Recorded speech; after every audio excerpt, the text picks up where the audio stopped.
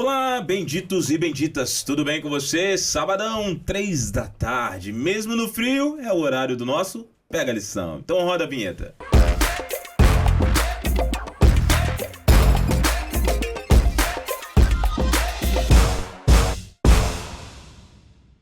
Que bom que você está aqui com a gente para estudar essa lição que está sendo extraordinária, a lição Adoração. A gente está chegando no finalzinho dela, eu já estou sentindo saudade dessa lição aqui, mas todo trimestre a Casa Publicadora Brasileira nos presenteia com uma lição extraordinária e não é diferente para o próximo trimestre, que nós vamos ter uma lição muito especial, que é a lição Êxodo. Você não pode deixar de adquirir essa lição, então já entra agora na sua loja de aplicativos, baixa lá o 7Me para você ter a sua lição de forma digital, mas faz que nem a gente aqui também, compra ou assina a sua lição para que você não fique sem estudar. Daqui a 2 semanas nós vamos estar iniciando essa lição e você sabe, a nossa proposta aqui é revolucionar a sua vida através da comunhão. E para isso, só estudando a lição, estudando a Bíblia e participando cada dia mais da comunhão diária com Deus. Então não perca mais tempo, não perca a oportunidade, baixa a sua lição e vem com a gente estudar a lição. Hoje eu tô aqui em clima de boas-vindas e eu vou te explicar por quê.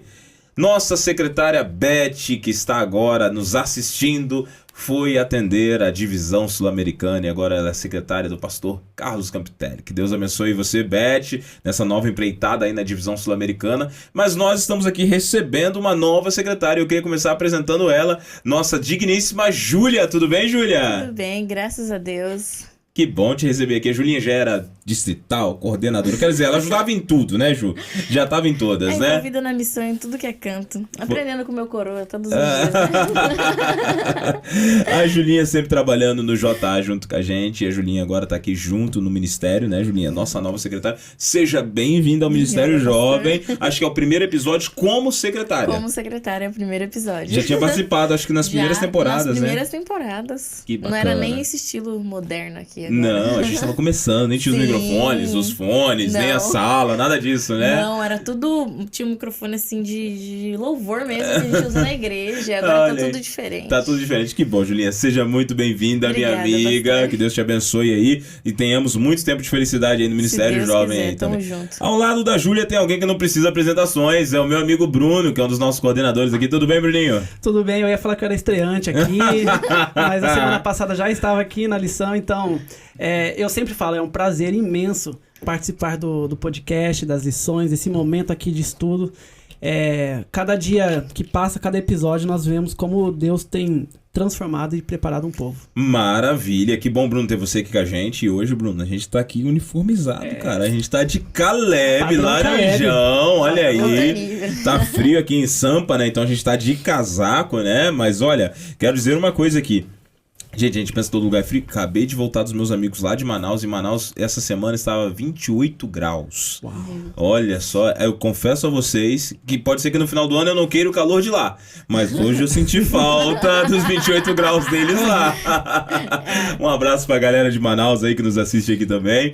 E pessoal, nós vamos começar o estudo da lição. Mas antes eu só quero lembrar você que tá em casa do seguinte. Aqui na PAC nós estamos na época do Caleb. Se você ainda não se inscreveu, nós já somos mais de 5.000 Calebs. Então nós precisamos que você se inscreva. É isso mesmo, vai lá, procura seu diretor jovem, entra no SJA, se inscreve. Se você não conseguir fazer com o seu diretor jovem, ou se você é diretor jovem e ainda não fez, procura a Julinha, nossa super secretária, para ela poder te ajudar aí no processo. O que não pode acontecer é você ficar sem se engajar na missão, tá bom? Então procura lá, Missão Caleb. Esse mês vai ser extraordinário. Junho e julho nós vamos viver a missão de uma maneira muito intensa. Então não fica de fora, participa com a gente e quem sabe você não concorre a um moletom bonito desse aí, um dia desse, né? Pastor. Quem sabe? Quem sabe, né? Quem sabe? Mas galera, o pessoal de casa veio pra estudar a lição. Então, Julinha, você ora pra gente iniciar? Ora, claro. Fechamos nossos olhos. Poderoso Deus, Criador do céu e da terra, muito obrigada, Senhor, por mais uma oportunidade de abrirmos a Tua palavra e falarmos de assuntos eternos, Senhor. Amém. Nesse momento, abra nossa mente, nosso coração, em nome de Jesus. Amém. Amém. Amém. Obrigado, Amém. Ju. Vou virar o nosso time. O pessoal de casa já sabe, com o time meia horinha nós temos para discutir a lição aqui. Lição 12, o altar e as 3 mensagens angélicas. E aí, pessoal, o que vocês acharam da tirinha aí? De início, já vou começar a falar aqui. Eu gostei muito da tirinha porque ela retrata um pouco do que, se a gente estiver conectado com Deus, acontece, né? Isso flui naturalmente. A gente consegue levar a felicidade para as pessoas que estão tristes, a gente consegue levar a mensagem que pra gente é incrível para outras pessoas. Sim. A gente tem a nossa própria comunhão e aí a gente continua com os nossos laços todos conectados em Deus, né? Laço na natureza, laço social, laço de eu mesmo, sabendo quem eu sou e sabendo quem é Deus e quem sou eu nesse contato. Nesse mundo todo, né? Sim. Que bacana. E você, Brunão? Olha, o que eu vejo aqui é uma rotina que nós, como cristãos, pelo menos deveríamos estar fazendo, que é ajudar o próximo, pregar o evangelho e ter comunhão. Então, ela vai falar um pouco exatamente o que a lição nos diz, que nós temos que preparar o nosso altar de adoração, para pregar a mensagem, as mensagens angélicas que os anjos trazem para nós. Então, essa tirinha, ela mostra o que nós fazemos, ou se não fazemos, o que deveríamos estar fazendo. Muito bom, Bruno. Essa tirinha aqui, eu gostei muito do pensamento que está embaixo, né, que é do livro Caminho a Cristo, que aconselho a leitura para todos que estão em casa, que diz assim: aquele que não faz outra coisa senão orar, em breve deixará de fazer isso. Então, o nosso envolvimento não está só na oração, né? Tá muito mais do que oração. Tem pessoas que se limitam seu cristianismo aí a carregar uma Bíblia, estudar. Eu já falei sobre isso aqui em outros episódios. Vou carregar a Bíblia, vou frequentar a igreja e vou orar. Não é só isso. É um processo. É um processo, todo um processo ali. A gente vai falar sobre essas mensagens angélicas, mas de imediato, quando eu li essa tirinha aqui, eu me lembrei, há poucos meses atrás, eu tive a oportunidade de dar carona. Fui o responsável pelo transporte do pastor Alejandro Bulhon, enquanto ele estava aqui na série. E eu perguntei para ele assim: pastor, que o senhor diria para a juventude de hoje? E ele falou assim: bem, eu diria o seguinte, eu ressaltaria 3 pontos. Primeiro, vida de estudo da palavra, estudo da Bíblia. Segundo, vida de oração. Terceiro, engajamento na missão. Sem essas 3 coisas, ninguém se mantém de pé na caminhada pro céu. E é incrível como a tirinha bateu de frente com isso exatamente, né? Estudo da palavra, uma vida de oração, mas precisa de ação. Não é só você ficar parado ali, senão daqui a pouco você vai parar até de orar, como diz o Caminho a Cristo, né? Uma coisa vai complementando a outra, né? Uma cascata. Você tem comunhão para automaticamente isso transbordar de outras formas dentro de você, né? Exatamente, Ju, muito bem colocado. Aí, amigos, a gente já vai entrar na lição. A lição vai contar a história de um camarada que preparou uma surpresa para a esposa. Ele comprou um carro depois de muitos anos para dar para a esposa. Ele preparou na casa dos amigos para ir lá entregar esse carro. Colocou a chave no fundo do copo. Espero que minha esposa não veja essa história, porque senão ela vai querer que eu prepare uma surpresa para ela com o carro. Ela vai ver. Né? E tá chegando daqui a pouco o aniversário de casamento. Não quero preparar surpresas, né? Ou um carro, né? Talvez, por que não? Quer dizer, posso até preparar uma surpresa, mas não vai ser um carro, né, amigo? Um beijo pra minha esposa que tá em casa assistindo. Mas o fato é que ele preparou e ele fala que a surpresa valeu muito a pena quando ele viu o sorriso dela, a alegria dela, né? E a gente percebe uma coisa: existe uma surpresa no futuro para todos aqueles que aguardam a Deus, né? E aí, já entrando direto no tema principal dessa semana, meninos, a Bíblia tem 3 mensagens que são muito peculiares, que estão lá no livro de Apocalipse. O que vocês acham? Por que o Apocalipse é importante para os nossos dias hoje? Para quem tem medo em casa, tô com medo de estudar o Apocalipse. Por que vocês diriam, estude o Apocalipse? Qual o conselho que vocês dão? Bom, eu acho que assim, para todo jovem, né, a Igreja Adventista, o Apocalipse é praticamente a base da Igreja Adventista, né? Eu ainda coloquei aqui na lição. Nós adventistas temos familiaridade com isso, mas às vezes a gente pouco fala sobre isso. E pelo contrário, devia ser o nosso maior verso-auro da Bíblia, né? Nós devíamos estudar mais e proclamar mais disso, porque nós adventistas acreditamos no advento. E o que mais fala no Apocalipse é dos fins do mundo, que Jesus vai voltar. Exatamente. E a gente às vezes esquece de pegar esse assunto e sair falando dele. E a gente deixa ela, não, que é a profecia, mas para os mais estudados, não. Sim. Aí nós jovens temos que ser os mais estudados, porque a gente é a bola da vez agora. Exatamente. A gente tem que ter engajamento para poder passar. Muito bem colocado, Ju. E a Igreja Adventista, ela nasceu de um movimento profético. Então, se nós não falarmos sobre profecia, estaremos falando sobre o quê? Então, o Apocalipse, ele fala sobre a volta de Jesus, fala sobre as profecias. Nós temos que, sim, estudar sobre Daniel, sobre Apocalipse, porque nós nascemos disso e nós estamos aqui justamente para isso, porque nós temos uma mensagem de urgência. E a gente não vai falar da mensagem urgente se a gente não estudar que está aqui no Apocalipse. Então, nós nascemos de um movimento profético, nós temos que pregar a mensagem e as profecias, porque tem uma surpresa para nós. Mas não é uma surpresa inesperada, é uma surpresa esperada, que ele já falou o que vai ser. Então, essa surpresa, na verdade, é um presente, não uma surpresa que vai te pegar desprevenido, a menos que você não estude. Exatamente. Então, já para quebrar esse paradigma, né, é importante a gente abrir já no livro de Apocalipse. Abre em casa, você que está em casa, abre aí em Apocalipse 14. Como vocês disseram aqui, a Igreja Adventista, muitas vezes chamada de seita por outras pessoas, mas o fato é, nós não somos seita, nós acreditamos em Cristo como Filho de Deus, que veio, que morreu pelos nossos pecados, acreditamos que a salvação só vem através de Cristo Jesus, mas claro, nós acreditamos no advento de Cristo, que é a volta de Jesus. Então nosso nome, ele vem disso. Adventistas, porque acreditam no advento, a volta, o retorno de Cristo a essa terra para cumprir a sua promessa. Do 7º dia, porque acreditamos na vigência do sábado e dos 10 mandamentos. Isso é muito importante falar. E as 3 mensagens angélicas vão até falar sobre isso. Para quem está em casa, Apocalipse 14 vai ter essas 3 mensagens que são um tanto quanto curiosas. E é importante a gente entender a função dessas 3 mensagens angélicas. É importante que de repente alguém estava em casa e pensou assim, ai pastor, não vou entender esse trem, é muito complicado. Não, calma aí, vamos lá, bendito. Vem devagar, vamos entender. Julinha, começa lendo pra gente, Mateus vai colocar na tela, Apocalipse 14, versículos 6 e 7, por favor. Vamos lá. Vi outro anjo voando pelo meio do céu, tendo o evangelho eterno para pregar aos que se assentam sobre a terra. E cada nação e tribo e língua e povo, dizendo em grande voz, temei a Deus e dai-lhe glória, pois é chegada a hora do seu juízo, e adorai aquele que fez o céu, a terra, o mar e as fontes das águas. Muito bem, primeiro fator importante, o anjo está gritando pelo meio do céu e ele tem um evangelho eterno. O evangelho vem do grego, meninos, evangelion, boas novas. Então ele tem ali boas novas eternas a serem pregadas ao mundo. E ele começa falando sobre o temor a Deus. Pessoal, o que é temer a Deus? O temer a Deus não é aquele temer de tenham medo, mas de que reconheçam a supremacia e a autoridade de Deus. Então, assim, não, eu já vi influencers famosos falando assim, olha só, como que eu vou adorar um Deus? Falam assim, ó, temei a Deus, mas eles pegam pelo português e trazendo para nossa realidade. Mas quando você lê a Bíblia, estuda a Bíblia, você tem que voltar para o tempo que ela foi escrita, para o original, e você vai entender que o temer a Deus não é temer de ter medo, mas é de reconhecer, de respeito, né? E respeitar a autoridade, o Deus e tudo que ele é. Sim, claro, mas se eu fosse desobediente, se vivesse pelo mundo de qualquer maneira e tem um Deus soberano, onipotente, que tem poder para todas as coisas, eu também teria medo. Se eu estivesse andando errado. Só precisa ter medo quem desobedece. É claro. Mas brincadeiras à parte, Julinha, temer. Pra mim também é a mesma coisa. Eu gosto de pensar sempre no pai, né? Eu penso nesse temer e olho pro pai. Eu não tenho medo do meu pai. Pelo contrário, eu tenho respeito a ele. Por quê? Ele é uma autoridade dentro de casa. Claro. Então eu reconheço que ele é minha figura paterna e eu Sim, sou filha. Eu claro. tenho que obedecer.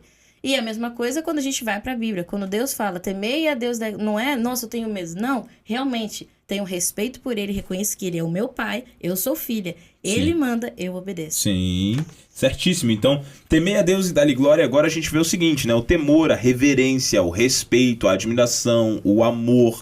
Todo esse tipo de ação que pertence agora àquele que é o adorador. E o anjo, ele ressalta algumas coisas bem importantes aqui. É importante a gente frisar isso. O versículo fala, temei a Deus, dá-lhe glória, e adorar aquele que fez os céus, o mar, a terra e a fonte das águas. Então, o versículo está restaurando a autoridade de Deus como criador. Ele criou o mar, a terra, os céus e as fontes das águas. Ou seja, tudo que compreende o nosso mundo foi criado por Deus. E ao longo das eras, muitas pessoas tentaram minar a autoridade de Deus e o poder de Deus como um Deus criador. Surgiram muitas teorias. Na verdade, até o século XVIII, não existiam teorias que diziam que o mundo não havia sido criado das mãos de Deus. Se você for pesquisar os grandes cientistas, Isaac Newton, Benjamin Franklin, todos os outros que passaram por ali, você vai perceber uma coisa. Todos esses camaradas, sejam eles cientistas, sejam eles políticos, Abraham Lincoln, outros, eram tementes a Deus. Só que agora, quando chega no século XIX, surge uma corrente de pensadores que são contrários à existência de Deus. E começa a se criar um pensamento que vem do darwinismo, claro. Charles Darwin cria uma teoria da evolução. E hoje existe a teoria da evolução, a teoria das cordas, muitas outras teorias sobre criação do universo, que diz que nós viemos do nada e que Deus não criou a Terra. Só que aqui nós temos um processo muito árduo e muito duro aqui antes da gente continuar. Na primeira mensagem angélica, ela vai restaurar o Deus como Criador por um simples motivo.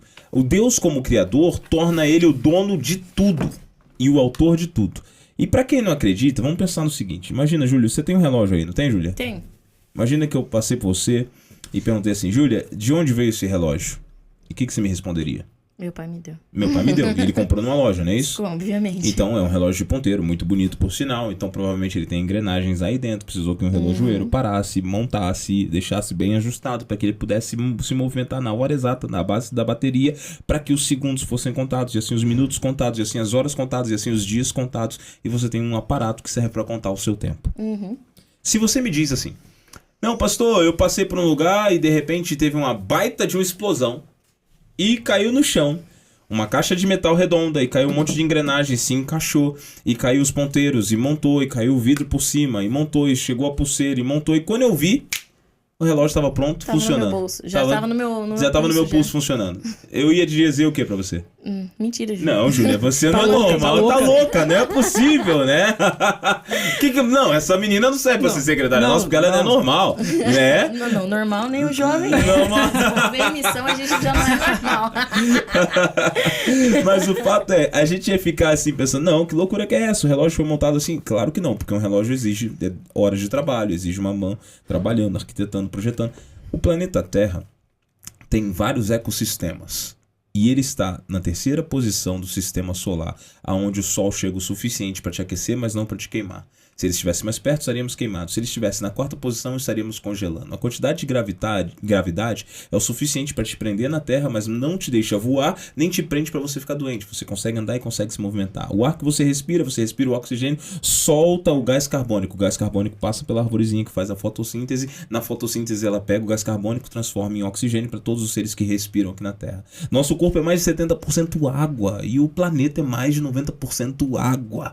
Essa água tem um sistema que ela vai evaporar, vai virar gás, vai virar chuva, vai para as terras áridas, vai chover em cima de onde tem plantas, para as plantas crescerem, forjarem para darem os alimentos, para os alimentos voltarem para a gente poder continuar vivendo. Então, se um relógio não consegue vir do nada, por que um planeta completamente mais complexo pode vir do nada? A criação é algo que ela é inquestionável, porque é impossível qualquer coisa surgir do nada. Muito mais um sistema tão complexo quanto esse. Então, na primeira mensagem angélica, a gente vê que a criação está sendo restaurada. Mas agora, vocês são um pouquinho mais novos do que eu, 2 ou 3 anos. Não, então, peraí, acho que tá errado essa conta aí. A juventude de hoje. Não, você sabe. Não, eu tô com meus 22 agora. Nem a Júlia tem isso. Nem a Júlia. Gente, a juventude de hoje tem dificuldade de aceitar um Deus criador? Você acha que é importante essa primeira mensagem angélica? E aí? Sim. Nós temos essa dificuldade de aceitar um criador, a juventude, porque elas têm a dificuldade de reconhecer a autoridade. Então, nessa primeira mensagem angélica, ela nos exorta para que nós reconheçamos a autoridade. E hoje, o que menos as pessoas querem é reconhecer a autoridade, se submeter a alguém, se colocar na posição de servo e adorador. Não, eu quero ser adorado, não quero ser um adorador. Eu quero mandar, não quero receber ordens. Então, essa mensagem, ela vai de encontro com a nossa juventude, com a nossa época, a nossa geração, porque nós queremos ser adorados e não queremos ser adoradores. A gente quer ser o centro das atenções. Exatamente. E não deixar Deus ser o centro das atenções. Porque né? o evangelho ele é totalmente o contrário. Ele é isso, é deixar Deus ser o centro, mas nós queremos ser o centro. Quando você vai pro evangelho, ele mostra pra você sacrifício, ele mostra sangue, ele mostra perda, ele mostra que você vai ter que sacrificar coisas por causa de Cristo. E quando a gente olha e fala, vou ter que sacrificar até minha faculdade por isso, porque se você for ver, nós somos jovens. O nosso planejamento para o futuro tem que ser um planejamento, inclusive, para Deus. Sim. Senhor, realmente essa faculdade que seja da sua vontade? Quando eu fui fazer minha faculdade, eu pensei, será que eu tô agradando a Deus? Uhum. Aí você passa o seu tempo inteiro. Não, meu sonho é ser médico. Mas e aí? É da vontade de Deus que eu seja médica? Será que é? Será que é? E aí, quando Deus fala, não é, a gente não tá preparado para isso. Por isso que muitas das vezes, quando a gente fala da volta de Jesus, as pessoas temem. Porque elas falam, não, mas eu ainda nem terminei de completar, porque Deus ainda não é o centro das atenções dela. As coisas aqui dessa terra que são. Então a mensagem do primeiro anjo retorna a Deus a sua posição de senhor, de rei, né? De mantenedor, de criador. E agora a segunda mensagem vai de encontro a essa mensagem, né? Quem quiser continuar na Bíblia aí, Brunão, lê pra gente aí. Apocalipse 14:8. Seguiu-se outro anjo, o segundo, dizendo: Caiu, caiu, a grande Babilônia, que fez com que todas as nações bebessem do vinho do furor e da prostituição. Olha só, e agora vem metáforas aí, né? Na primeira mensagem, ele agora reforça um Deus criador. Na segunda mensagem, ele vai levantar Babilônia. Para quem tá em casa, Babilônia vem de Babel, confusão, é a cidade que representa aí, né, a grande confusão, a cidade que se levanta contra Deus, e o próprio texto bíblico diz isso, só que agora o texto bíblico vai falar: caiu, caiu a grande Babilônia. E essa Babilônia estava dando de beber do vinho. Para quem? Para todas as pessoas. Babilônia seria a mãe das prostituições, ali, vamos colocar dessa maneira, né? Babilônia agora é aquela que... Como é que eu posso dizer isso? Pautava a falsa adoração. Acho que não tem como colocar de melhor maneira. Era a falsa adoração. Era a falsa adoração de maneira muito clara. E eu pergunto a vocês, hoje, nos nossos dias, essa profecia se aplica aos nossos dias, a gente sabe disso. Babilônia ainda não caiu. Mas nós já vemos a falsa adoração por aí? Obviamente, se a Bíblia, quando ela fala que existe uma falsa, ou seja, existe uma verdadeira. Opa! Já legal. É fato isso. Se tem uma falsa, então existe alguém que é verdadeiro, existe um povo que é verdadeiro. Quando eu li esse texto a primeira vez, e eu conversando com o meu pai, inclusive, eu pensei assim: um povo se levantou e foi contra o que é falso. E para esse povo se levantar, mexeu com o que é falso e o que é falso caiu. Sim. Então, sim, quando a gente pega e, de fato, vive o que está escrito em 1 Pedro, 1 Pedro, capítulo 2, versículo 9, de nação eleita por Deus, aí sim, real, cai de fato por terra o que aí fora diz ser a mensagem verdadeira, mas não é a mensagem falsa. Porque quando a gente, de fato, pega a missão na mão e fala: não, agora eu vou viver, eu vou pregar, Deus mostra pra gente e cai por terra. E lá fora tá acontecendo isso. Uma mensagem onde você não precisa ter sacrifícios, como a gente falou aqui. Uma mensagem coach, um evangelho, só amor. Mas a gente esquece que o amor, ele não é só amor, love e tudo mais. Não, sim, é um amor que preza por sacrifício, um amor que preza por perda. E aí sim cai por terra o que é falso e o que é verdadeiro. Muito bem colocado, Juninha. Exatamente. As pessoas, quando decidem por Cristo, decidem amar a Cristo, eu falo muito que o amor, ele é uma decisão, é uma escolha racional. E aqui, quando vem essa mensagem, caiu a grande Babilônia, ou seja, é um alerta, aconteceu alguma coisa de errado. Então, saiam daí, saiam, meu povo, porque vai cair as pragas, vai cair ali as pragas, né, que fala aqui, e agora é o momento de vocês correrem, porque existe sim a falsa verdade, o falso evangelho, a falsa doutrina, tudo que é de falso existe nessa Babilônia. E o tempo dela chegou. Chegou o momento dela receber o juízo e receber ali a sua sentença. E o povo de Deus, ele é exortado para sair dali da Babilônia, para que não recebam essas pragas, porque eles são filhos de Deus, eles não se identificam com as trevas, eles se identificam com a luz. Uma coisa que faz lembrar também é a Torre de Babel, né? O grande engano. Eles criaram e por terra caiu o erro tão grande deles. E a mesma coisa a Babilônia. Ela tá criando, e uma hora ela vai cair por terra e o grande engano vai mostrar a cara. Porque até então ele tá escuro, ele tá disfarçado. Uma hora ele vai cair por terra e vai mostrar: não, realmente tem uma coisa falsa aí. É um erro isso. E vai cair por terra. É curioso que a falsa adoração, ela data de muito tempo, né? Porque a falsa adoração, normalmente, ela é pautada no que os seres humanos querem sentir e não no que Deus pede. É muito comum você ver as pessoas falando: eu fui pra igreja, não fui preenchido, porque eu não gosto dessa música, eu não gosto desse tipo de pregação, não gosto disso, não gosto daquilo outro. Porque o evangelho que muitas vezes é pregado hoje é aquele evangelho que não cria confrontação, não cria renúncia, é um evangelho que apoia os erros, autoriza pecados, acaricia os egos, é um evangelho que não é o evangelho da Bíblia. E é curioso como o falso evangelho tem a facilidade de entrar nos corações e se tornar atrativo, porque o evangelho verdadeiro, ele te confronta. Ele te mostra que você está errado, ele chama o pecado pelo nome, ele exige a renúncia, ele pede de você transformação. Tanto é que quando alguém está em Cristo é uma nova criatura. Então, quando o evangelho falso cair, a falsa adoração também vai cair e vai começar a verdadeira adoração. Só que uma coisa que sempre me chama atenção, quando a adoração está pautada no que eu quero, da forma que eu quero, quando eu quero, ela tem traços fortíssimos de falsa adoração. Porque a adoração verdadeira não é do jeito que eu quero, não é da forma que eu quero, mas é do jeito que Deus estipulou na sua palavra, do jeito que Deus pediu na sua palavra, do jeito que Deus ordenou que fosse e quando Ele querer, ou seja, quando Ele desejar que seja. É porque a gente às vezes quer adorar a Deus do jeito que a gente acha que tá certo. É que nem Caim e Abel não. Caim e Abel, que nem Caim e Abel, na hora de fazer o sacrifício. Deus pediu o quê? Eu quero sangue. Eu quero um cordeiro. E vamos ser bem claros. Se você for olhar para aqueles dois sacrifícios e olhar para o sacrifício de Abel e de Caim, com toda certeza, eu sou um ser humano. Obviamente o de Caim estava muito mais atrativo.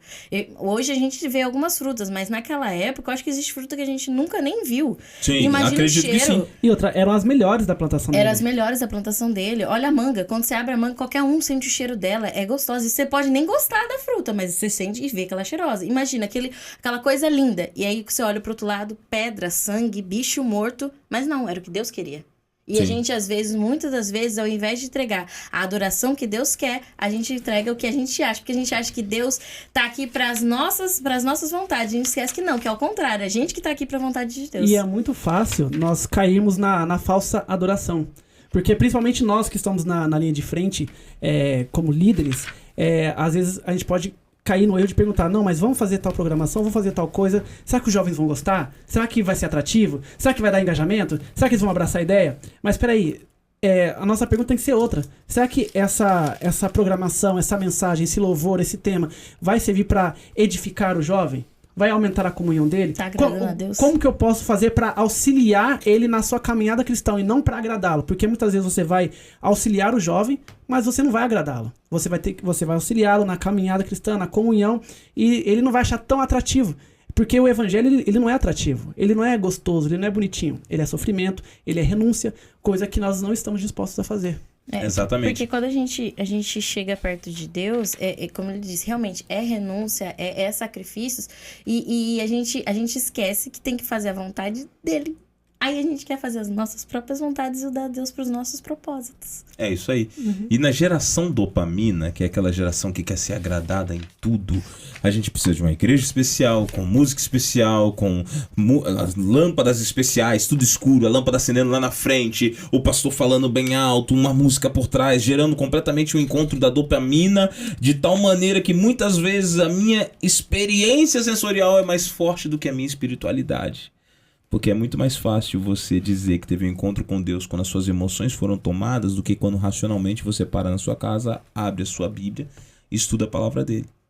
Só que agora é curioso que você só vai encontrar conselhos na Bíblia pra gente poder estudar a própria Bíblia. Ele não vai te falar assim, não, você tem que estar num lugar com a luz preta, com a luz acendendo e piscando, com fumaça saindo do chão, um louvor muito alto. Nós temos que tomar cuidado com isso. Porque, como eu sempre digo, contato com Deus não é uma experiência sensorial. Todos os personagens bíblicos tinham fé racionais pautadas na oração, no estudo do que Deus havia ordenado, quando era no Antigo Testamento os patriarcas ainda não tinham todas as palavras, sim, mas era no contato com Deus, e no Novo Testamento o próprio Cristo, Paulo e os discípulos estudavam a Bíblia, que era o Antigo Testamento naquele tempo. Sim. Então o relacionamento com Deus sempre foi algo racional. É porque assim, se a Bíblia ela não for atrativa para mim, não for o suficiente, nada mais basta. Não adianta a gente sentar nós três aqui, a gente começa a fazer, não, porque a gente faz isso na convenção, a gente faz isso na mega vigília e tal. Não.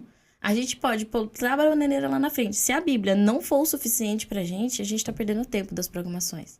Não adianta a gente fazer cronograma e tal, porque ela tem que ser o suficiente. Exatamente, muito bem colocado. Você ia falar, Bruno? Não, eu só ia falar que eu gostei dessa definição, geração de dopamina. Geração dopamina. Cara, é porque a gente tá muito viciado em cores e realmente na emoção. E aí a gente fica sussurrando a verdade enquanto outros ficam gritando a mentira, né? Exatamente. Outro dia eu tava vendo e... Sussurrando a verdade enquanto ficam gritando a mentira. Boa, olha aí, essa frase é boa, né? Boa, anota ela aí, Bruno, a gente pode usar um dia desse aí. Olha aí, muito boa. Usar no sermão. Mas agora, curioso, um dia desses uma amiga me ligou E a gente estava trocando ideia sobre até que ponto vai o limite para usar ferramentas culturais mundanas para pregar o evangelho. E eu fiquei preocupado, antes da gente avançar para a terceira mensagem, nosso tempo já está indo, mas eu fiquei preocupado com o seguinte: quando a igreja precisa utilizar ferramentas do mundo e o mundo somente para pregar o evangelho, pode ser que essa igreja esteja enfrentando uma ausência de Cristo. Porque os discípulos, eles tinham uma adoração tão plena que eles foram preenchidos pelo Espírito Santo e eles não precisaram de mais nada para pregar o evangelho. Quando a gente está na mão do Espírito, através da adoração verdadeira, a gente se torna um instrumento pleno. A gente é utilizado, nossa vida, nossas palavras, nossas ações, nosso testemunho fala mais alto. É sempre assim. Sim. Pode falar, Bruno. E é necessário deixar bem claro isso, né? Que, então vocês são contra isso, vocês não usam luzes, não usam programações, não, nada disso. Não. O nosso foco tem que ser a Bíblia, a palavra. O restante é um complemento, mas o complemento não pode ser um fim em si mesmo, porque senão se torna nada. Exatamente. Então não somos contra, mas como o senhor mesmo disse, nós temos que ter a Bíblia e Cristo como foco. É Ele que nos dá o direcionamento, é Ele que nos muda, é Ele que nos transforma. Não é a luz, não é a fumaça, não são os grandes eventos. É o nosso relacionamento, é o nosso altar. Que eu reconhecer Ele. Exatamente, é temer a Deus. Exatamente, porque se nossa espiritualidade está pautada de evento em evento, de culto em culto, nós somos fogo de palha. E no primeiro vento da tempestade nós vamos apagar. Então a nossa espiritualidade tem que ir muito além. A adoração verdadeira é todos os dias, 7 dias por semana, todas as semanas do ano, todas as semanas da minha vida. Sim. O senhor tocou num ponto aí muito interessante, porque naquele tempo antigo, o pessoal tinha uma comunhão com Deus muito extraordinária. A gente lê ali no livro do Grande Conflito e em outros também, onde diz que muitos deles vestiam a melhor roupa para ir morrer por Cristo. Sim. Cantavam sendo mortos ali por Cristo. Sim. E aí chega na hora, eu aqui quero ler a Bíblia, começo a ler Apocalipse. Até olhar pra parede é mais atrativo do que olhar pra Bíblia. Sim, e exatamente. Aí, se a gente tivesse 1% do que aquele pessoal tinha naquela época, cara, a gente... Nossa, se a gente passasse 10% do tempo que a gente passa no telefone na frente da Bíblia... Nossa. Exatamente. Já melhoraria bastante. Mas vamos para a terceira mensagem angélica, e como o tempo está avançado, a gente vai ler Apocalipse 14, versículo 12. 14, 12. Aqui está a perseverança dos santos, os que guardam os mandamentos de Deus e têm a fé em Jesus. Esse texto tem sido motivo de grande discussão, porque muita gente não acredita nos mandamentos, nos 10 mandamentos. Faz parte da adoração à obediência, pessoal? Com toda certeza. E Sem obediência não existe adoração. Então, e os nossos mandamentos já remete ao nome da nossa igreja, que já remete aos 10 mandamentos, que inclusive tem o sábado lá, que é imutável, ponto. Então, a adoração, ela parte do princípio da obediência. Se você não obedece, não tem como você adorar, não tem como você fazer a vontade de Deus, não tem como você reconhecer a sua autoridade, porque se você não obedece, significa que você é contra a autoridade de Cristo. Então, você não reconhece Ele como seu Salvador, como Criador. Então, é uma cascata. Você precisa primeiro reconhecer, obedecer, para depois seguir os outros passos. Eu acho interessante isso, porque é como você diz, cascata, mas pensa num processo, né? Até um bolo ficar bonito, você vai colocando ingrediente por ingrediente, e ainda vai indo até ficar aquele bolo bonitão. E a mesma coisa também ao se afastar de Deus. Não é uma coisa de uma noite pro dia. Sim. É um processo que vai caindo. A mesma coisa para obedecer a Deus. Sim. A gente começa num pouco, eu vou orar aqui, vou começando. Daqui a pouco... Cara, a gente tá em outro nível, a gente tá obedecendo, a gente tá fluindo e tá sendo transmitido por nós, assim, por fora. Sem precisar falar, os nossos atos já demonstram isso, né? O pai tem... Uma vez eu era pequenininha, o tempo tá correndo, então eu vou falar bem rápido. Pode falar. Uma vez eu era pequenininha e o pai sempre disciplinou eu em casa. Sempre. Pequenininha, assim. Pequena eu ainda sou, né? Porque tudo bem. Eu me segurei pra não fazer essa piada. Eu olhei a sua cara, eu entendi aí. Por isso que eu corrigi. E eu sempre fui uma menina muito obediente e tal, mas eu sempre fui muito assim, de defender os meus, né? E eu não lembro o que aconteceu em casa, só que a pior coisa pra uma criança é o pai ter contato com a diretora da escola e com a coordenação.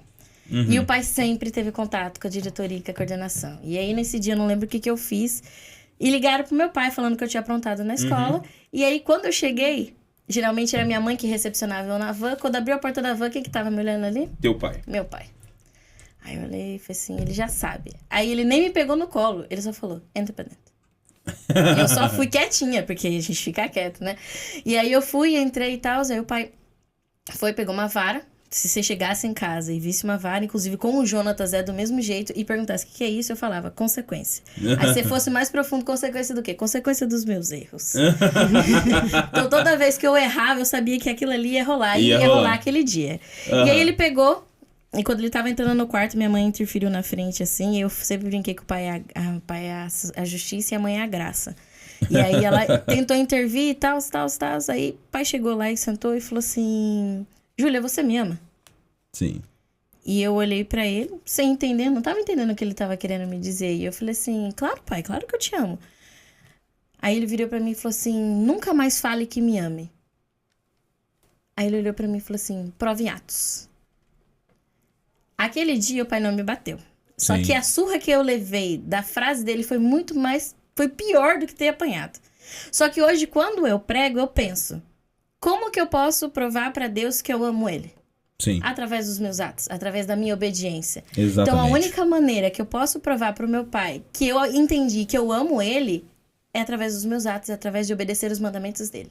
E é a mesma coisa com Deus. Muito bem colocado, Ju.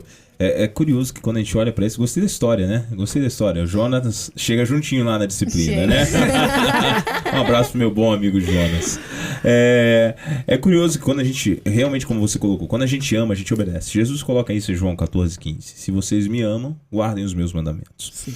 É muito comum as pessoas falarem que o Novo Testamento veio e que Cristo aboliu os 10 mandamentos. E agora a gente vê aqui no Apocalipse uma profecia com relação ao futuro, na terceira mensagem angélica, ficando muito claro que os santos que vão estar aguardando a volta de Jesus vão estar aguardando o quê? Os mandamentos. Sim. É importante frisar para quem está em casa que algumas pessoas dizem, não, mas os mandamentos, 10 mandamentos eram para Israel no Antigo Testamento. A Bíblia que Jesus conhecia era o Antigo Testamento. Sim. Mateus, Marcos, Lucas, João e todo o Novo Testamento ainda não havia sido confeccionado. Seria confeccionado posteriormente. Sua maior parte por Paulo, que viria depois da morte e ressurreição de Cristo. Os 4 evangelhos, que seriam escritos também depois da morte de Cristo, por discípulos, por 2 que não eram discípulos que andavam com Jesus, por 2 que eram discípulos que andavam com Cristo. E as cartas de Pedro, as cartas de João, e todas elas confirmam o que Cristo fez e executou nessa terra. Cristo guardou os 10 mandamentos, mas Cristo evidenciou em toda a sua vida aqui que o Antigo Testamento era a palavra de Deus. Ou seja, ele acreditava no Antigo Testamento como Bíblia, e no Antigo Testamento como Bíblia tinha os 10 mandamentos. Aí Cristo vem e ele é motivo da criação do Novo Testamento. E ele diz, se me amais, guardareis os meus mandamentos. E a profecia com relação ao povo que vai estar esperando a volta de Jesus diz, aqui está a paciência dos santos, aqueles que guardam os mandamentos de Deus. E se você for Apocalipse 12, versículo 17, você vai perceber o seguinte, o dragão está especialmente irado com aqueles que guardam os mandamentos de Deus. Então, se o dragão está irado comigo porque eu guardo os mandamentos, significa que Deus, no céu, está feliz comigo porque eu guardo os mandamentos dele. Exatamente. Porque é impossível que o dragão tenha o mesmo desejo que o próprio Deus. Se ele odeia os mandamentos, é porque Deus ama. E isso me cria uma confusão na mente pelo seguinte, como pode ser que tantas pessoas olhem para os mandamentos e distorçam eles pensando assim, Deus não quer que os mandamentos sejam guardados. Amigos, está em toda a Bíblia. E para complementar, Apocalipse 12, versículo 17, o dragão está irado com os filhos da mulher que guardam os mandamentos de Deus. É porque a gente começa a criar arranjos para poder ser agradável ao que a gente faz. E não o que a Bíblia realmente diz e o que ela realmente fala pra gente. Se é sacrifício, vai ser sacrifício. Se é perda, vai ser perda. Mas não, a gente começa a criar arranjos na cruz. Como Sim. se ela fosse pra ser agradável aos meus olhos, mas ela não é. Mas ela ela mostra não é. perda. Meninos, o nosso tempo está acabando. Não. Esse assunto tava muito bom, né? Tem tanta Mas coisa pra aqui, falar o time que já acabou, tanta coisa pra falar. Mas não tem problema, você de casa vai continuar lá na sua lição de escola sabatina no sábado às 9 da manhã na sua igreja. Mas antes de terminar, não vai embora não, calma aí. Qual o seu recado final pra galera de casa aí? Fala pra gente, quem começa? Eu posso falar. Pode ir então, Júlia, por favor. Na lição de terça-feira, ela fala de vários movimentos que teve para atrapalhar, de certa forma, o desempenho da igreja na parte de adoração, da volta de Jesus. E isso mostra o quanto Satanás está empenhado em atrapalhar você de todas as formas, a pregar o evangelho, a agarrar essa causa e se envolver na missão. Então, o que eu tenho para dizer para você hoje? Da mesma forma como você tem que estreitar a sua confiança em Deus, estreitar a sua comunhão com Deus, Satanás vai estar atualizando as tentações dele para poder tentar te derrubar. E pelo contrário, você tem que estudar mais, se empenhar mais na missão, para poder você permanecer forte e não ser um empecilho na obra. Muito obrigado, Julinha. Brunão, seu recado para nossa galera de casa. Olha, em João capítulo 4, verso 23 diz: Mas a hora vem e já chegou, em que os verdadeiros adoradores adorarão ao Pai em espírito e em verdade, porque esses são os que o Pai procura como seus verdadeiros adoradores. Então, a lição, ela também está pautada na verdadeira adoração. Então, o que eu peço para que os jovens é que eles sejam verdadeiros adoradores, não adoradores de dopamina, mas um adorador relacional. Aquele que estuda, aquele que ora, aquele que prega, aquele que aguarda a volta de Jesus. Muito bem colocado, Bruno. Obrigado, Bruno. Obrigado, Ju. Toda hora eu penso em chamar Ju de Isa, não sei o que é. Obrigado, Ju. Valeu. Você de casa também, meu recado pra você é: a verdadeira adoração é determinada por aquele ser que merece ser adorado. Somente Deus pode determinar a verdadeira adoração. E Ele deixou na sua palavra descrita a sua vontade, os seus mandamentos, seus conselhos e suas leis. Se você quer caminhar com Ele, obedeçam. Porque Ele vai estar moldando você e preparando você para você estar no céu. Amém. A gente está terminando aqui o nosso momento de estudo de hoje, mas você continua o estudo na sua casa. Mas antes de terminar, Bruno, você faz a lição pra gente? Faz a oração pra gente, por favor? Faço. A lição já fez. Faz a oração? Oremos. Querido Pai que habita nas alturas dos céus, obrigado por esse momento. Nós sabemos e entendemos que temos mensagens urgentes para serem pregadas. E nós queremos, ó Pai, ser verdadeiros adoradores, verdadeiros pregadores. Nós temos lutas, aflições, dificuldades, temos os nossos planos. Mas pedimos, ó Pai, que os nossos planos estejam alinhados com o do Senhor. Amém. Que o nosso maior desejo não seja a vida aqui na terra, mas que seja a vida no céu. Amém. Senhor Deus, nos ajude, que o seu Santo Espírito nos prepare para esse breve retorno. Amém. Em teu nome oramos. Amém. Amém. Obrigado, meninos. Obrigado você de casa. A gente se vê semana que vem aqui no canal da Associação Paulista Central às 3 da tarde no nosso Pega a Lição. Valeu!